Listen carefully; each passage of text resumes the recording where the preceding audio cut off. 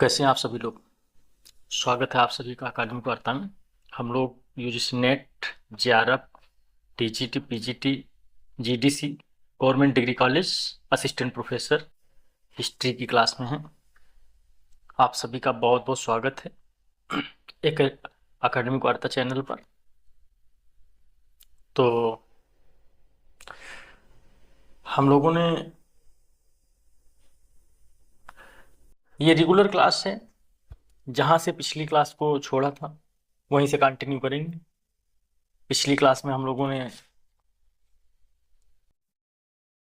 पढ़ा था राजनीतिक संरचना, आर्थिक जीवन, सामाजिक जीवन। आज हम लोग पढ़ने वाले हैं ऋग्वैदिक कालीन धर्म, है ना, धार्मिक जीवन। चल, तो आप लोग बार बार ये शब्द सुनते आए होंगे कि जो ऋग्वेद काल में जो आर्य थे, आर्यों का प्रारंभिक जीवन कबीलाई था, कबीलाई जीवन था। मतलब घुमंतु यायावारी जीवन, है ना, घुमंतु जीवन था।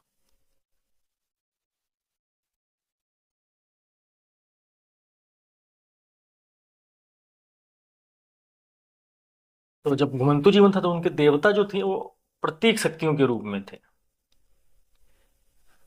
प्रतीक शक्तियों के रूप में थे।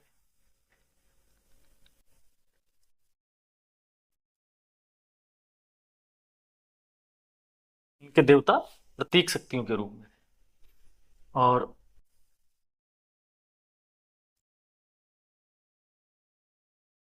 अगर ऋग्वेद देवताओं की मंडली हम लोग देखें,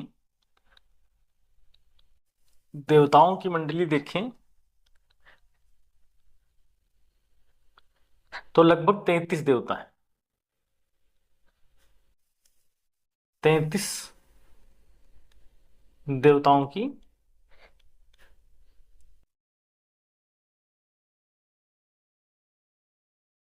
संख्या है। हाँ, 33 देवताओं की संख्या है। उन्हें 3 भागों में विभाजित किया गया: आकाश, अंतरिक्ष और पृथ्वी।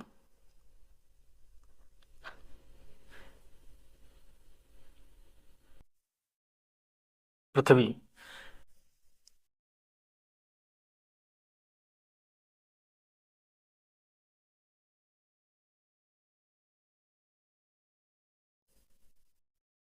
तो हम लोग आज पढ़ेंगे वैदिक काल के धार्मिक जीवन और तत्कालिक समाज पर क्या प्रभाव पड़ा, है ना।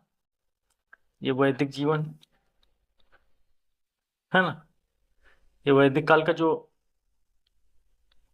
सॉरी, वैदिक काल का जो धार्मिक जीवन है,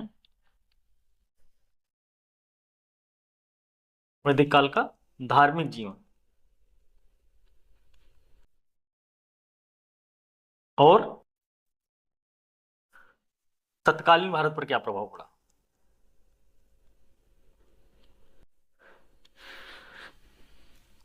तत्कालीन लिख लीजिए इसको ठीक से।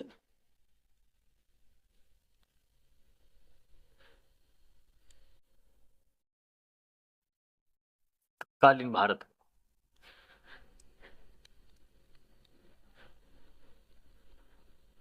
क्या प्रभाव हुआ,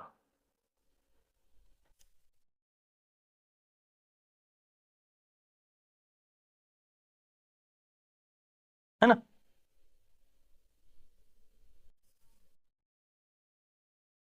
जब वैदिक धर्म पहले से था तो वैदिक धर्म, उत्तर वैदिक काल के बाद में हमें नए धर्मों का उदय मिलता है, जैसे बौद्ध धर्म है,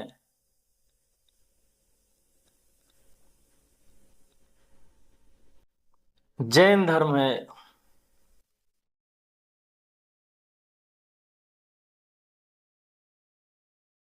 अच्छा, जब पहले से धर्म था तो फिर नए धर्म का जरूरत क्यों पड़ी।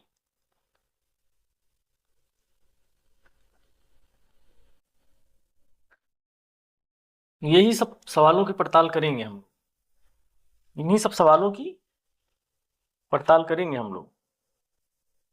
हम्म, समझ पा रहे हैं? मतलब हम लोग इस तरीके से जो ऋग्वैदिक धर्म का स्वरूप है, ऋग्वैदिक धर्म का स्वरूप है, उसका मूल्यांकन करेंगे। उसका मूल्यांकन किया जाएगा एवं ऋग्वैदिक धर्म में जो ईश्वर की धारणा है, ऋग्वैदिक धर्म में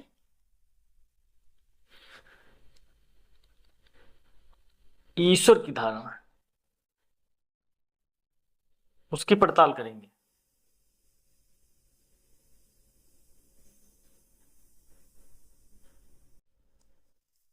चलिए ईश्वर की अवधारणा लिख लीजिए या धारणा लिख लीजिए, जो भी, उसकी पड़ताल करेंगे।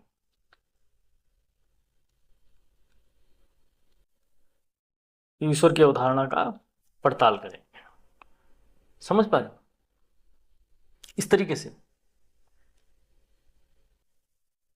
हम्म, समझ रहे हो?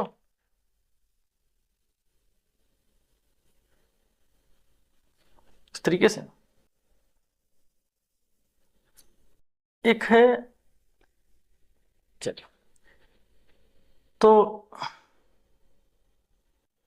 ये लोग देवताओं की, या जो ये लोग प्रकृति पूजक थे, प्रकृति पूजक थे। क्या करते थे ये उस समय? मोक्ष,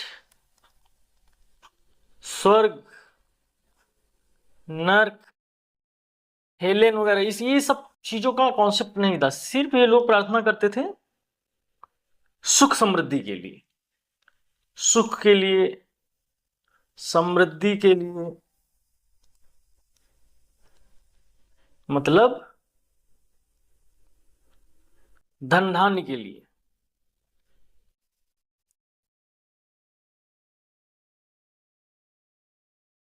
स्तुति करते थे, स्तुति, प्रार्थना। अभी ये लोग उस टाइप का नहीं कर रहे हैं पूजा, जैसे आज के समय में कॉन्सेप्ट है, वैसा नहीं था। सिर्फ प्रार्थना ही करते थे, जैसे देवता इनमें हो गए।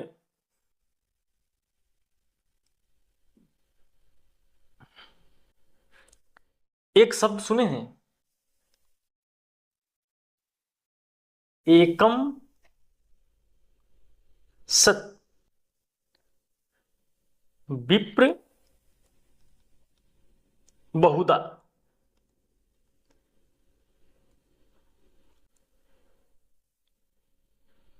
वदंती।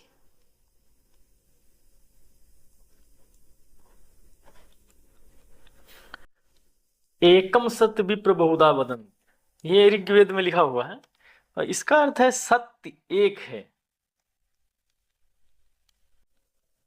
सत्य एक है,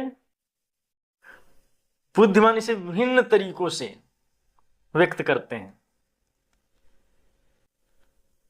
धा है, बुद्धिमान इसे विभिन्न तरीकों से व्यक्त करते हैं या प्रकट करते हैं, व्यक्त करते हैं। समझ रहे हैं? एकदम सत्य, एकम सत्य प्रिय बहुधा वदंती। इनके कुल देवता जो हैं, लगभग देवताओं की लिस्ट है 33 लगभग। हमने बताया इसमें 11+11+11 कौन कौन से? एक तो आकाश, अंतरिक्ष और पृथ्वी, है ना? ये आकाश,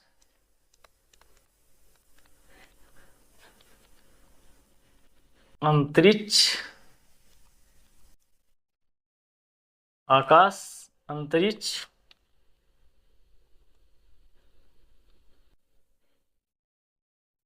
पृथ्वी।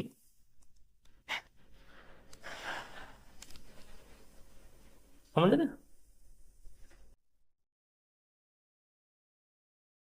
अब मान लीजिए इस तरीके से देख लीजिए। पहला पॉइंट जो है आकाश के देवता। हम मेन मेन देवता लिखाएंगे, पूरा गहरा गहरा नहीं। जो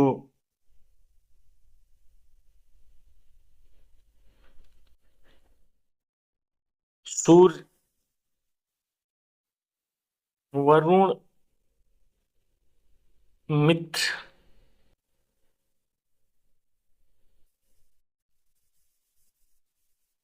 पूषण, विश्व,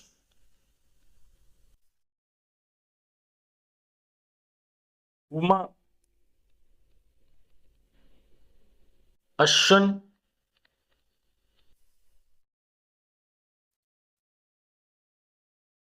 सविता,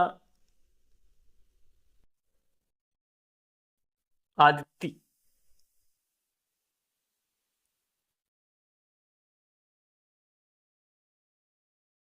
आदि।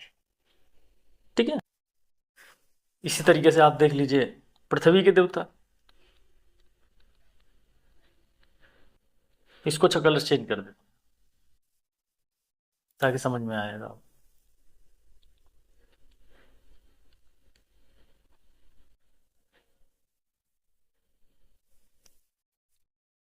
ये है पृथ्वी के देवता।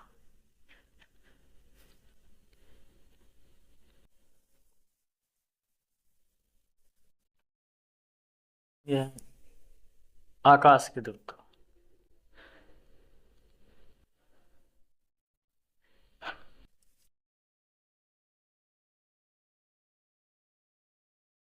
ये आकाश के देवता या पृथ्वी के देवता? चलिए,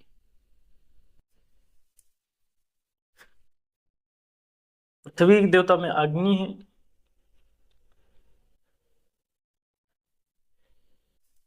अग्नि है, सोम है, पृथ्वी है, बृहस्पति है, सरस्वती है,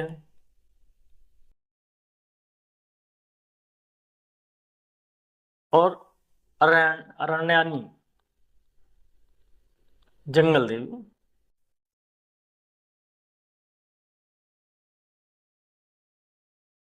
अभी सबको डिफाइन कर देंगे, है ना। थोड़ा वेट करिए, वेट वेट वेट वेट करिए, डिफाइन कर।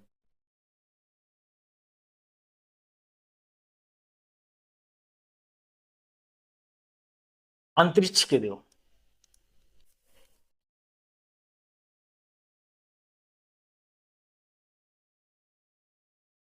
इसके अंतर्गत कौन कौन से हैं? चलिए, अंतरिक्ष के देव में इंद्र हैं, मरुत हैं, वायु हैं, पर्जन्य हैं, रुद्र हैं, आप हैं।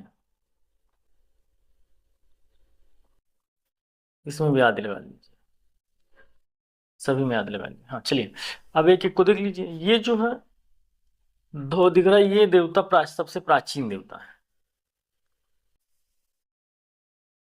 सबसे प्राचीन देवता। सूर्य जो है, आप सूर्य के बारे में जाने, समस्त विश्व के देवता है ना।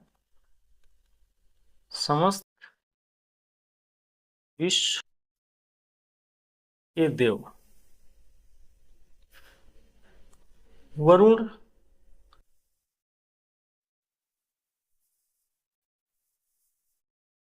मित्र। अच्छा, ये जो पूषण है, ये पशुओं के देवता थे।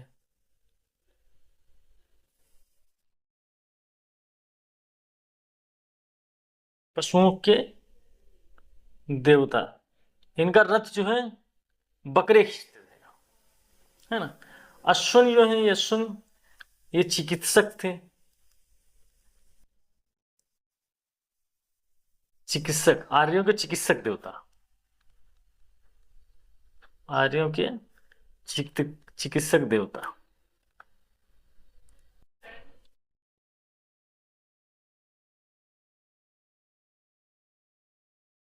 इसी तरीके से ये सविता जैसे ये सूर्य जब सुबह सुबह उदय होता है ना।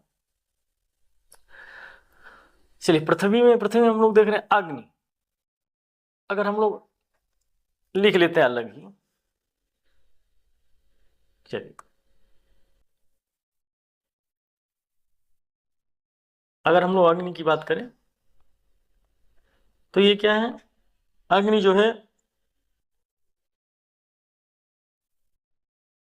अग्नि जो है मानव प्लस देवताओं के बीच, मानव और देव के बीच में मध्यस्थता उत्पन्न करती थी, प्लस देव के बीच मध्यस्थता।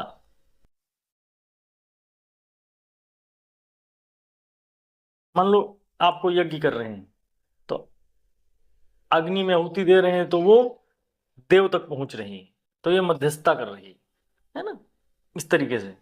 और ये ऐसा एक देवता है जिसको तीनों में रखा जा सकता है। और सबसे ज्यादा जो ऋग्वेद में सूक्त मिले हैं वो इंद्र के मिले हैं, और इंद्र के बाद में दूसरे नंबर पर अग्नि के मिले, है ना।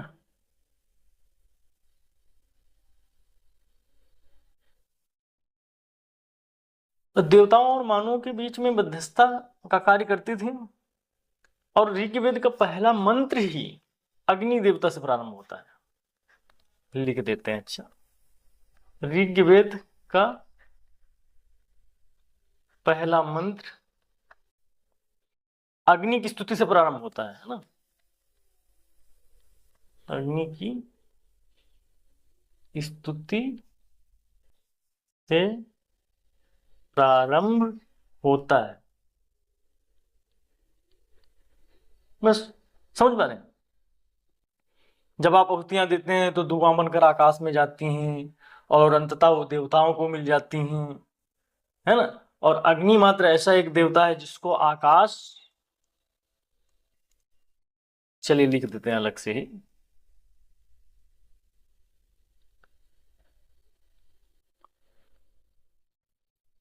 अग्नि मात्र एक ऐसा देवता है जिसे आकाश,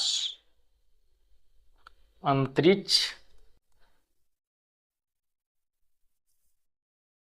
और पृथ्वी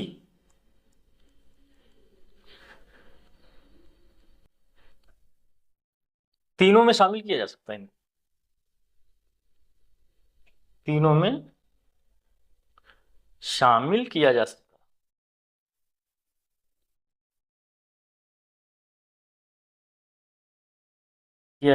है। यहां तक समझ में आया आप लोगों को? हम लोगों ने सबसे पहले पढ़ा कि देवताओं की ये लोग स्तुति कैसे करते थे, है ना। उसके बाद हम लोगों ने देखा कि इनके देवताओं के, अब हम लोग देख रहे हैं कि ये जो देवता हैं तीन भागों में बांट दिया, आकाश, अंतरिक्ष और पृथ्वी में। उनके विषय में हम लोग पढ़े। यहां तक समझ में आ रहा है? उसके बाद हम लोग देखते हैं सोम। दूसरा ये सोम, सोम की हम लोगों ने बात करी थी जब पिछली क्लास में देखा था कि हम लोगों ने देखा था सोम पूरा नवा मंडल जो है, नवा मंडल सोमदेव को समर्पित है।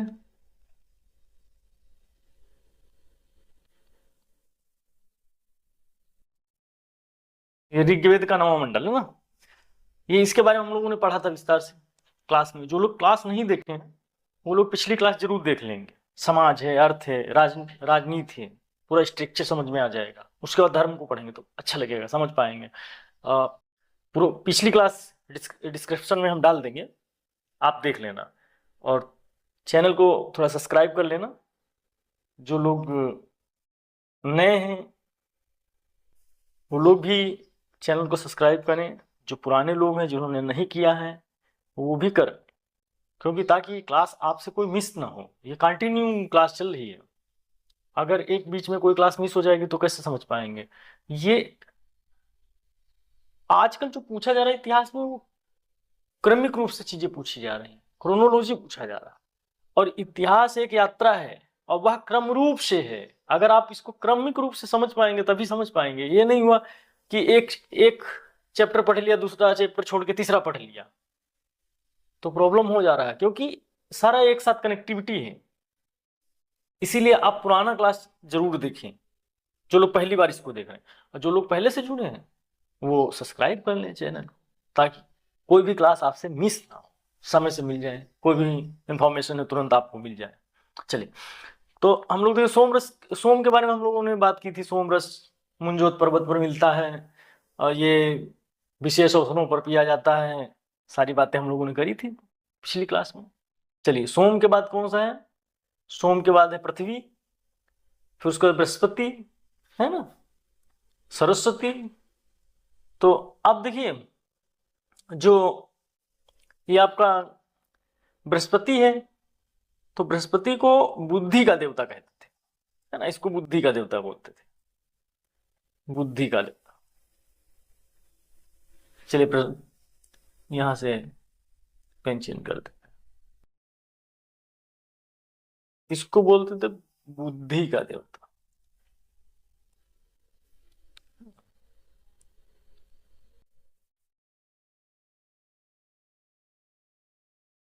सरस्वती जान ही रहे हैं, जो सरस्वती की पूजा करता है, तो सरस्वती जिसके पास रहेगी, है ना,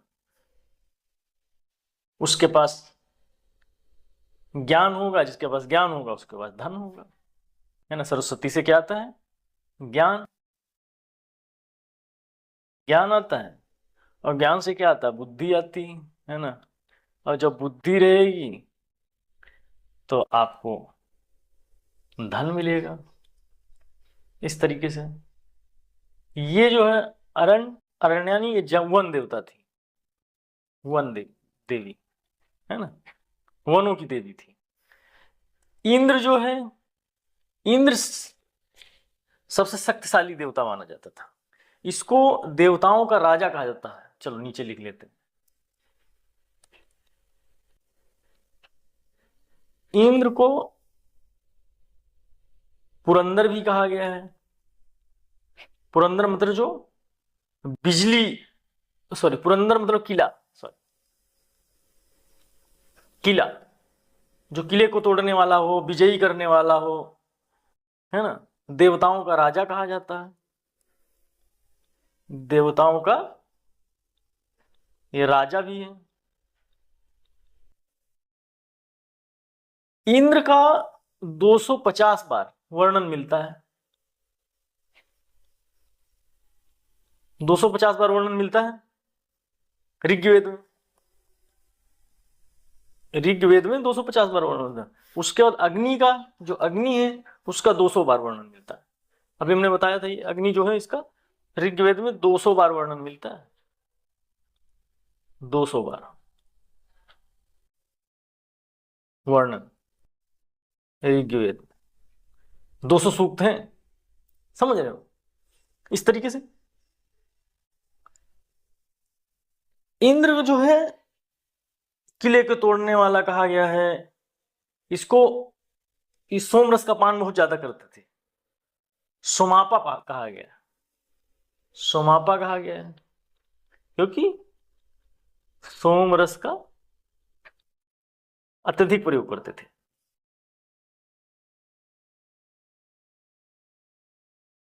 प्रयोग करते थे, समझ रहे हो। 100 शक्तियों का स्वामी कहा गया इनको। और जो बिजली कड़कती है आकाश में, आपने देखा होगा, उसको, इनको सचीपति कहा जाता है। सची जो है इनकी पत्नी थी, और सच जो है उसको बिजली को कहा जाता है, कड़कती बिजली को। ठीक, अच्छा, यहां तक हो गया। अब हम लोग देख रहे थे, कहाँ चला गया, इंद्र, मरुत, है ना? इंद्र हो गया, मरुत हो गया, पृथ्वी के देवता देख रहे थे ना। और उसके बाद में मरुत जो होता था वो आंधी तूफान के देवता होते थे। आंधी, तूफान, वायु, पर्जन्य, रुद्र। रुद्र एक रूप भगवान शिव का मिलता है, शिव का रूप मिलता है, रुद्र रूप आदि। चलिए ठीक है ना। इस तरीके से हम लोगों ने देवताओं की लिस्ट देखी। देवताओं की लिस्ट, देवता 33 हैं। आप एक बार एक किताब में, थोड़ा किताब का भी सहारा लीजिए, किताब जरूर एक खरीदिए। नहीं कुछ कर सकते हैं तो आप एक कम से कम एक केसी श्रीवास्तव या एस के पांडे ले लीजिए, केसी श्रीवास्तव ले लीजिए, रोमिला थापर का ले लीजिए, आर एस शर्मा का ले लीजिए, उपेंद्र सिंह का है, पप्पू सिंह प्रजापति का है। तमाम किताबें हैं, आप अगर तैयारी कर रहे हो तो बहुत सारी किताबें। इनमें आप दुकान पर जाओ, शॉप पर जाओ, आपको जो आपके मुताबिक सरल भाषा में आपको किताब दिखे, आपको समझ में आनी चाहिए, वो किताब खरीद लो। क्लास करो, फिर किताब पढ़ो, फिर एक अभी ऑब्जेक्टिव देंगे क्वेश्चन, है ना, डालेंगे इस पे। प्रीवियस ईयर जो विगत वर्षों के प्रश्न पत्र हैं वो डालेंगे। आप बैठ के लगाओ ऑब्जेक्टिव। ये आपका लिखित है, डिस्क्रिप्टिव टाइप का है, थोड़ा सा इस पे कॉन्सेप्ट को समझना है। तो इस तरीके से आप तीनों स्टेप करेंगे तब समझ में आएगा इतिहास, है ना। जैसे आप डॉक्टर के पास जाते हो तो वो क्या करता है, आप दवा देता है, जांच कराता है, फिर आपको उस हिसाब से दवाइयाँ देता है। दवाइयों का कोर्स होता है, कुछ मर्ज ऐसी होती है जिनके कोर्स होता है, पुराना मर्ज हो जाता है तो कोर्स होता है, उसी तरीके से। खैर चलिए, इधर उधर विषय अंतराल नहीं होना है। आइए, तो हम लोग अगर देवियों की बात करें, है ना, अगर हम लोग देवियों की बात करें, ऋग्वैदिक कालीन देवियां,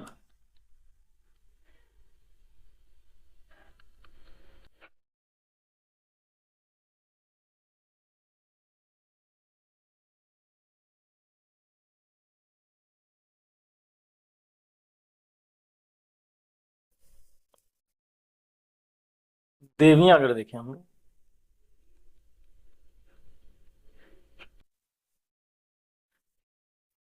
तो देवियों में, वैदिक धर्म में पुरुष देवताओं का आधिपत्य था, देवियां बहुत कम मिली हैं, जिसमें एक देवी का नाम मिला है उषा। उषा जो प्रभात की देवी थी,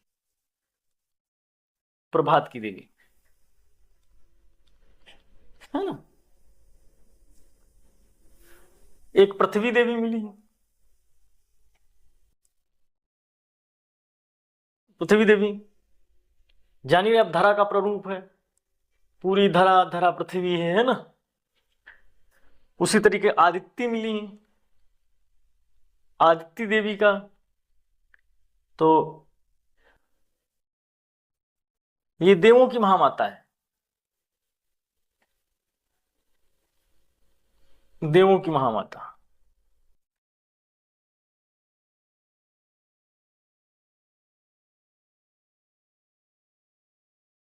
रंडयानी, ये वन देवी है, वनों की देवी। इस तरीके से हम लोग देखते हैं कि ऋग्वैदिक काल में आप देख रहे हैं कि स्तुति करना, अब यहां पर अग्नि देवी है तो उसको हवन करना, यज्ञ करना, चढ़ावा अर्पित करना। और इसका उद्देश्य क्या होता था, उद्देश्य, इनका जो उद्देश्य होता था, तो उद्देश्य सिर्फ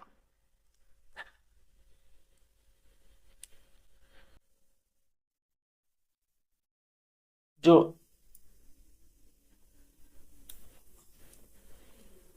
चलिए कोई नहीं, थोड़ा सा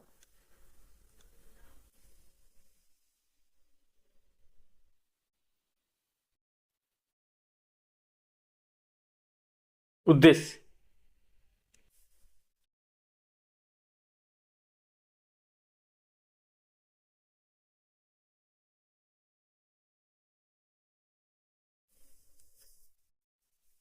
है ना?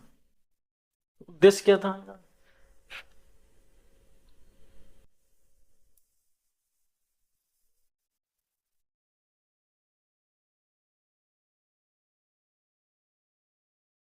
ये उपासना जो सुख समृद्धि के करते थे, सुख के लिए, सुख समृद्धि के लिए,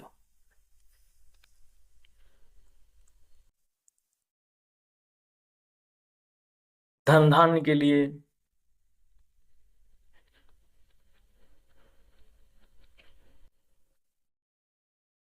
इनके स्तुति करने का उद्देश्य ये था। है ना?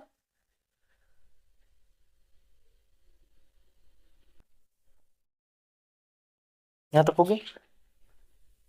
अगर हम लोग उत्तर वैदिक काल के दौरान देखें तो यहां पर जीवन बदल जाएगा। यहां कर्मकांड युक्त जीवन हो जाएगा।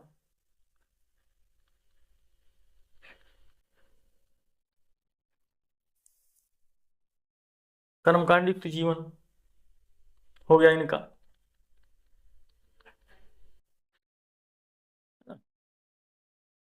देवताओं की महत्ता में परिवर्तन हो जाएगा। जहां पहले इंद्र देवता सबसे बड़े थे, अब प्रजापति देवता हो जाएंगे। देवताओं की महत्ता में परिवर्तन, देवताओं की महत्ता में परिवर्तन हो जाएगा। धार्मिक उद्देश्यों में परिवर्तन हो जाएगा। धार्मिक उद्देश्यों में,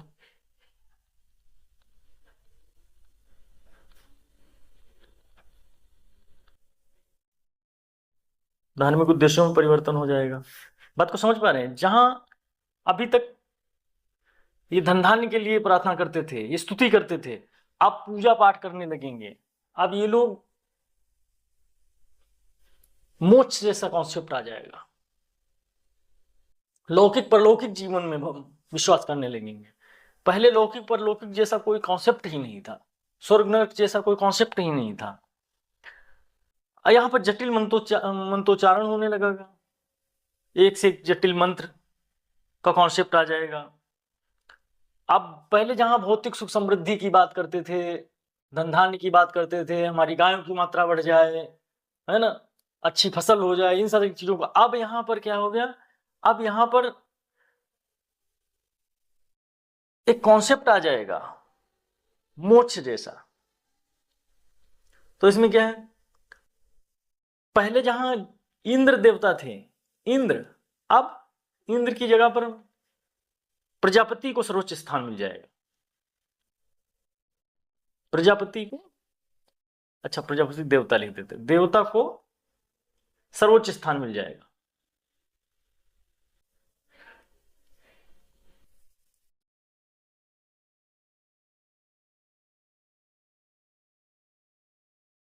समझ पा रहे हैं इस बात? चलिए, अब यहां पर एक प्रश्न आया था यूजीसी में पिछली बार कि ऋण कितने प्रकार के, इसमें से कौन सा ऋण नहीं है? ऋण के बारे में प्रश्न पूछ लिया था। अब ऋण जैसा कॉन्सेप्ट आ जाएगा, यहां ऋण आ जाएगा।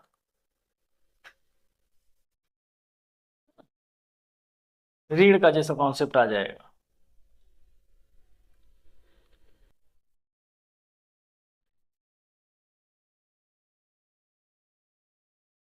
ऋण कौन कौन से होंगे?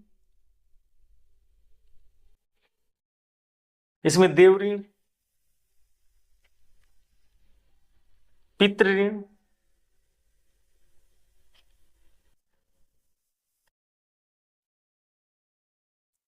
ऋषि ऋण।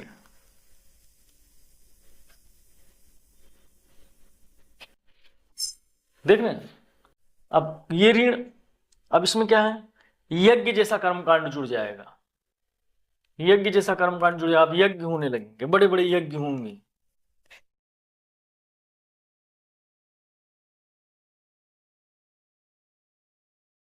ये यज्ञ जो है, जैसे कोई किसी का जन्म हुआ, किसी का विवाह हुआ, है ना, या किसी की मृत्यु हुई, ऐसे समय में किए जाएंगे। या राजा के साथ कोई खुशी हुआ, वो उत्सव हुआ, विशेष कार्यक्रम विशेष समय पर किया जाता था, इसको लिख लेते हैं इस तरीके से। इस तरीके से लिख सकते हैं, इनको जन्म, मृत्यु, विवाह, है ना, आदि के समय किया जाता था। आदि के समय किया जाता था।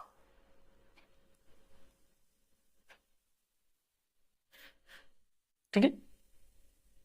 या विशेष कोई त्योहार होता था, कोई विशेष त्योहार पड़ा,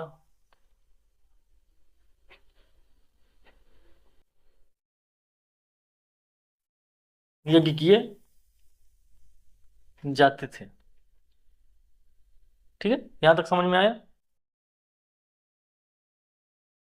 राजा के द्वारा यज्ञ कराए जाते थे, कई कई दिनों तक यज्ञ चलते थे, कई कई दिनों तक यज्ञ चलते थे। अब मान लो देव यज्ञ है, ठीक है, यहाँ लिख लीजिए देव यज्ञ। चलिए एक एक लाइन एक एक को क्लियर करते चले जाएंगे। देव यज्ञ, तो ये क्या था? मान लीजिए आपने सूर्य को जल चढ़ा दिया, है ना, इस तरीके से नदी में स्नान कर लिया, ये देव यज्ञ इस तरीके से कर रहे हैं आप। ऋषि यज्ञ, पितृ ऋण, है ना, आप मान लीजिए कोई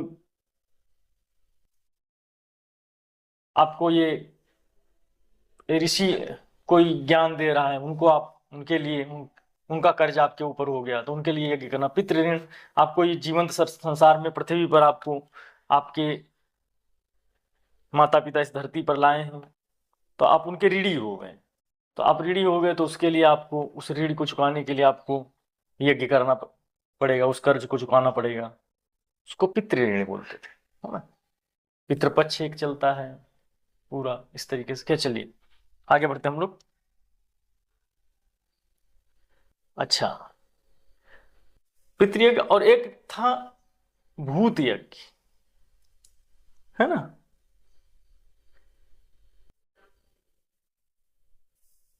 भूत यज्ञ, भूत यज्ञ में जीवों के प्रति, अन्य जीवों के प्रति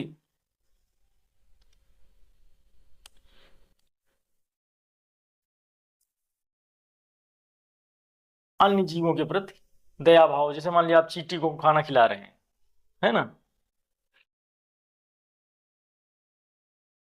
अन्य जीवों के प्रति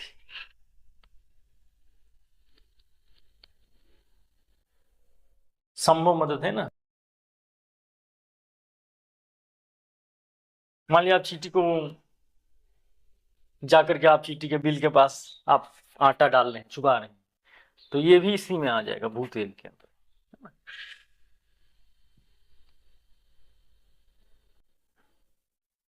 चलिए यज्ञ देखिए, एक होता था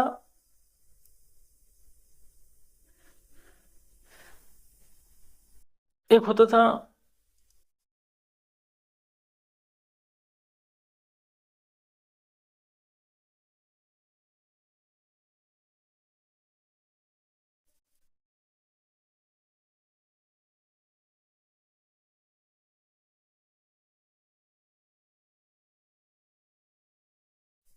10 और मास यज्ञ,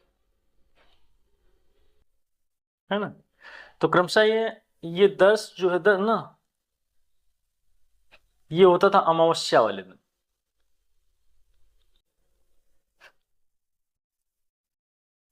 यज्ञ किया जाता, और जो मास होता था ये किया जाता था पूर्णिमा को, पूर्णिमा को होने वाला यज्ञ, समझ रहे हैं? एक चतुर्मास यज्ञ होता था,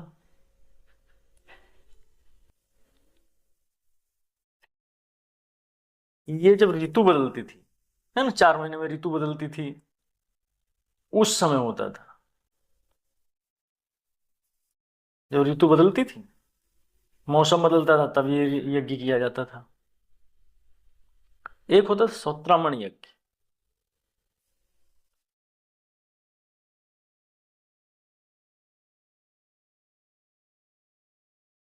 सौत्रामण यज्ञ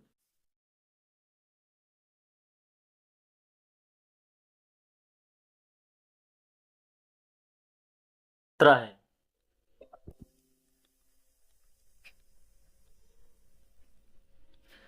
सौत्रामण यज्ञ, सूत्रामण यज्ञ ये इंद्र के लिए होता था, इंद्रदेव के लिए। इस इंद्रदेव के लिए होता था। सूत्रामण जो है ना, उनकी एक उपाधि ये है, सूत्रामण। ये उपाधि थी इंद्र की, या उपनाम, ऐसे कह सकते हो, उपनाम। और इसमें पशु और सुरा, मतलब शराब की आहुति दी जाती थी।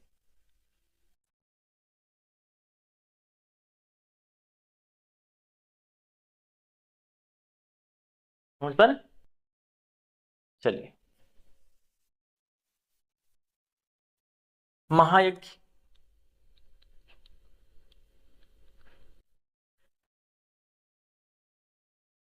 महायज्ञों में होता था राजसूय यज्ञ।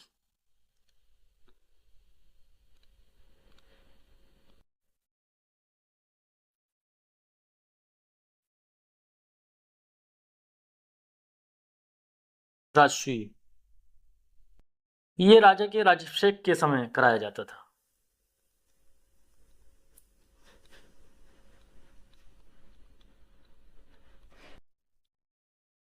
राजा के राज्याभिषेक के समय कराया जाने वाला यज्ञ। हाँ। इसमें पुरोहित को 2,40,000 तक गाय दी जाती थी। उसके बाद एक होता है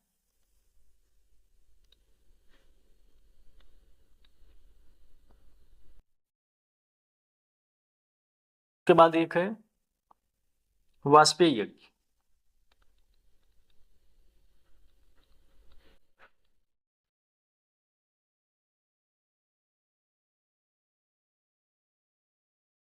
वाजपेयी यज्ञ, ये अपनी शक्ति प्रदर्शन के लिए किया जाता था। राजा जो है, राजा अपनी शक्ति प्रदर्शन के लिए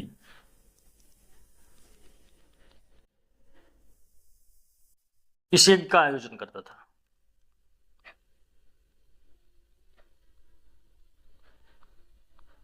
इस यज्ञ का आयोजन करता था। राजा एक इसमें घोड़ा छोड़ देता था। अब घोड़ा मान लीजिए ये एक स्टेट है, एक स्टेट से दूसरे स्टेट, तीसरे स्टेट जाता था। मान लीजिए ये राजा ने इसको, दूसरे स्टेट का राजा ने इस घोड़े को नहीं पकड़ा, तो ये इसके अधीन हो गया। इस स्टेट का राजा ने अगर इसको पकड़ लिया तो युद्ध छिड़ जाता था। और या फिर घोड़ा जितने सारे स्टेट में घूम के आ गया यहाँ, तो बाद में यज्ञ होता था। यज्ञ में उस घोड़े, उसमें पशु बलि दी जाती थी, इस तरीके से कह सकते हैं, है ना। ओ, हम लोग वाजपेयी यज्ञ पढ़ रहे थे। वाजपेयी यज्ञ जो होता था ना, वो, सॉरी मैं थोड़ा सा यहाँ पर गलत कॉन्सेप्ट बता दिया।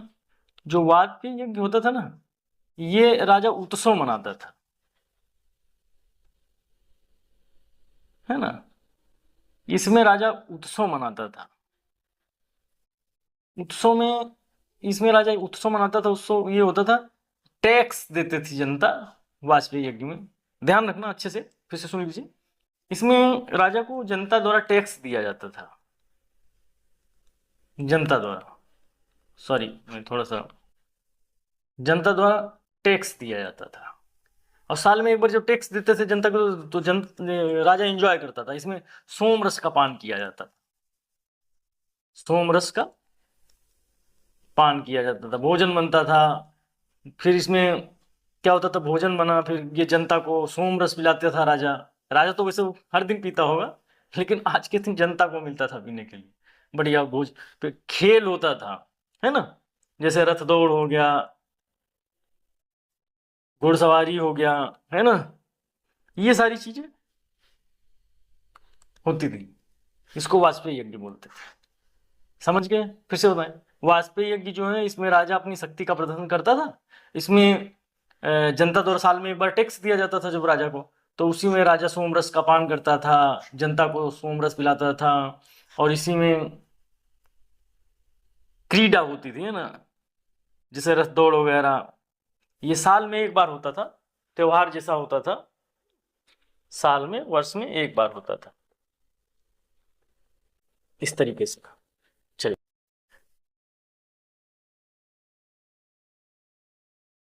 यहाँ तक हो गया। अब हम लोग निष्कर्ष रूप में बात कर सकते हैं कि ये जो व्यवस्था थी, ये थोड़ा वैदिक काल से उत्तर वैदिक काल में थोड़ी जटिल हो गई, जटिल हो गई, कर्मकांडी हो गई। थोड़ा ये व्यवस्था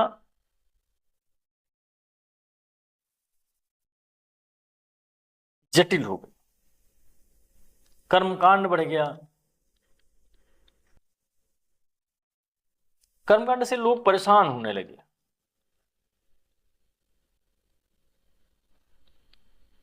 परेशान होने लगे।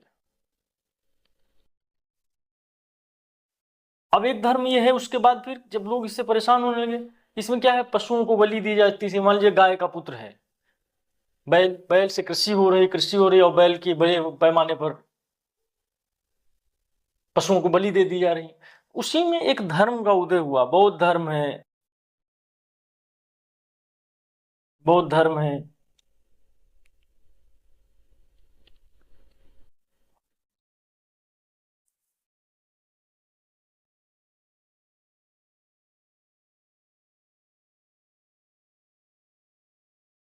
बौद्ध धर्म,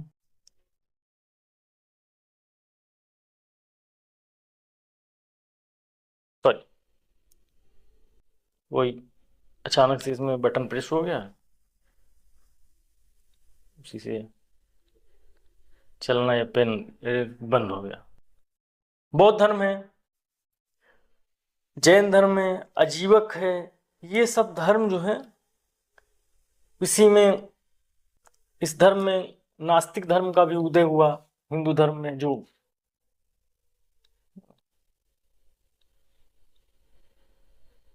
तो कोई बटन प्रेस हो गया, हाँ, चल गया। चलिए, बौद्ध धर्म है, बस हम लोग लास्ट पड़ाव पर हैं। जैन धर्म,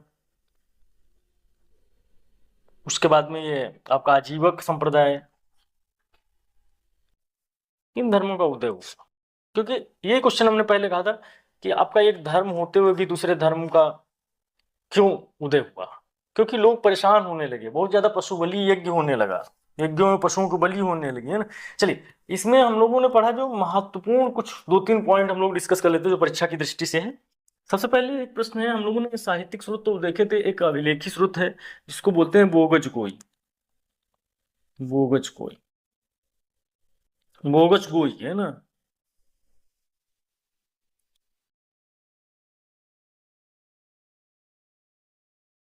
1400 ईसा पूर्व का है। इसमें एशिया माइनर के पास हित्तनी और मित्तनी नाम के दो कबीले थे, उनके बीच लड़ाई में समझौता हुआ। उस समझौता में चार देवताओं के नाम मिले, इंद्र, मित्र, वरुण और नासात्य। चार देवताओं का उल्लेख है, इसका पूछता है क्रम कभी कभी। नासात्य को छोड़ के तीन देवता वैदिक काल में मिले, है ना, इन तीन का उल्लेख है ना। तो इसीलिए इसको ऋग्वेद में इन तीनों का वर्णन, इन तीन का वर्णन, तीन का वर्णन ऋग्वेद में।